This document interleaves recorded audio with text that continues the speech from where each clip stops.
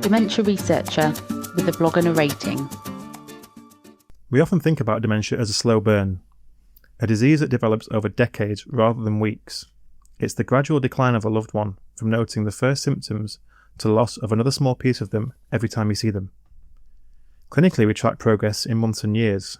We monitor cognitive scores, longitudinal data, and look for any gradual changes in how the patient behaves. The goal is to see differences that are statistically significant.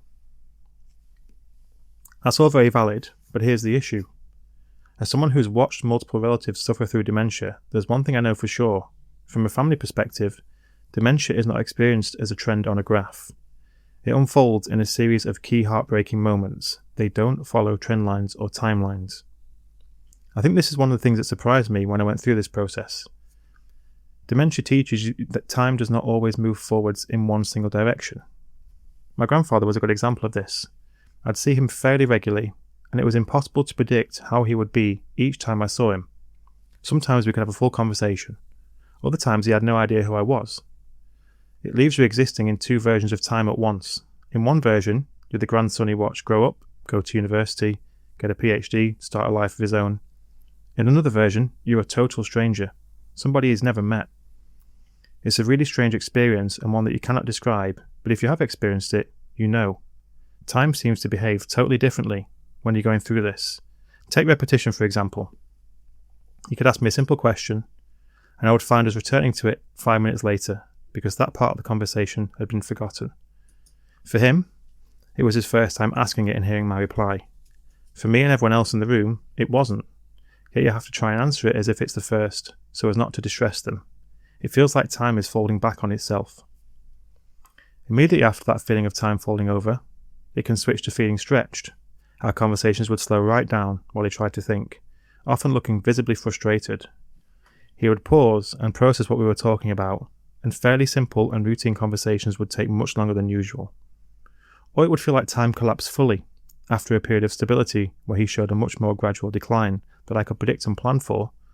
I would come and find him dramatically changed, sometimes in a good way, with us recounting all the dogs he judged at Crufts, thus giving me some false hope of improvement. Other times he would be totally unrecognisable. The only thing that was consistent was inconsistency. I could never know what to expect, and there were no averages to judge him by. Just a collection of moments that defined where he was at any given time. What makes this difficult is that these moments don't translate easily into how we measure and research dementia. We rely on observing change over time. We look at biological changes in cells. We study cognitive scores. We look at behavioural changes or alterations in functionality. This gives us a very clear and rigid structure by which we can perform statistical analyses and tease out our findings. It's an essential structure that is core to our research and is the best way we have to record progress, but it simplifies a very complex issue. A small change in cognitive score, for example, could translate to something much more profound and noticeable in real life. A single misfired neural circuit that could be so easily disregarded as an outlier in the lab could have been the reason my grandfather couldn't remember his old address.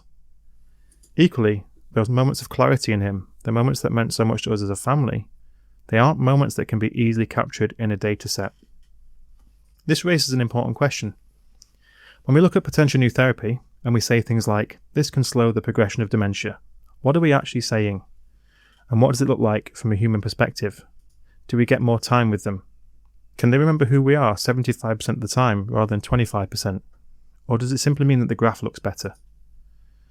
This is the main thing I learned from watching a loved one go through dementia. Time isn't always a linear progression. It can stretch, loop, fall apart, and be totally unpredictable and immeasurable. Some of our most important moments will never fit on a trend line. Our challenge as dementia researchers is to remember this.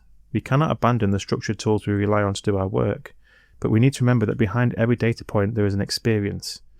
And it might look nothing like the trend we're writing about in our papers, because until we understand better how dementia is actually lived, not just how it is measured, we risk missing something fundamental about the disease itself. Thank you for listening.